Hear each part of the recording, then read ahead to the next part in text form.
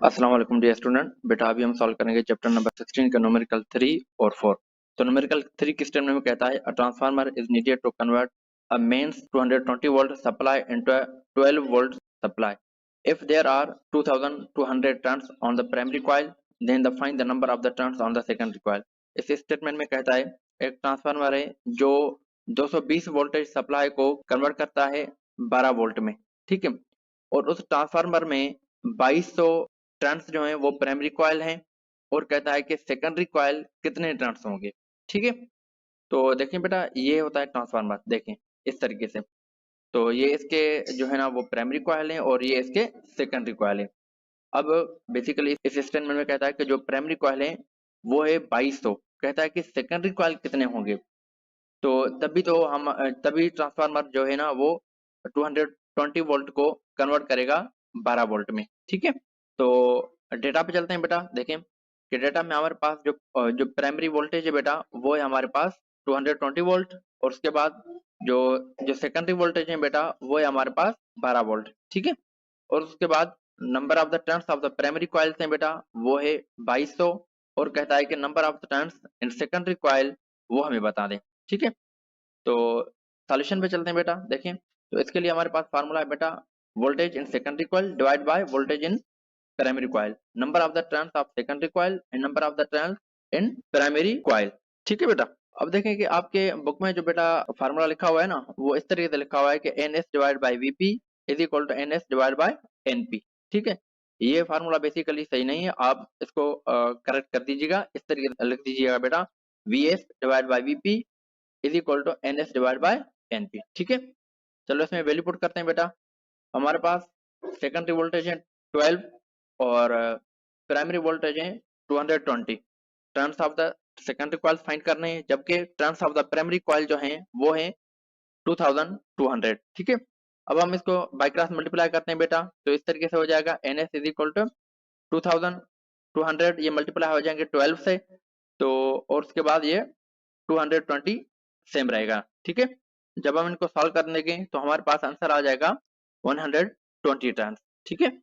इसका मतलब ये हुआ बेटा कि number of turns on secondary coil जो है वो हमारे पास 120 टर्न्स है, ठीक है।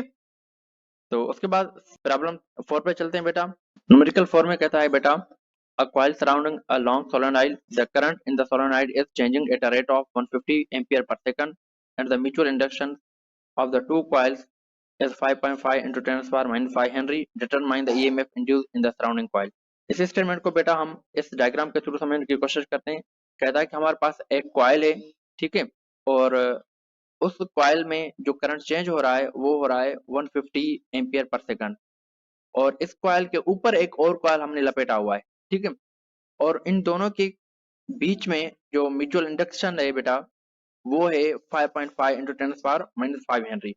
अब कहता है कि जो कॉइल इसके ऊपर लपेटा हुआ है हमने, उस कॉइल में इंड्यूस्ड ईएमएफ कितना प्रोड्यूस होगा, ठीक है बेटा, ये हमें डिटरमाइन करना होगा, ठीक है। कि ये जो ऊपर वाला कॉइल है इसमें इस कॉइल के थ्रू जो ईएमएफ इंड्यूस हो रहा है, जो करंट प्रोड्यूस हो रहा है वो कितना हो रहा है, ठीक है।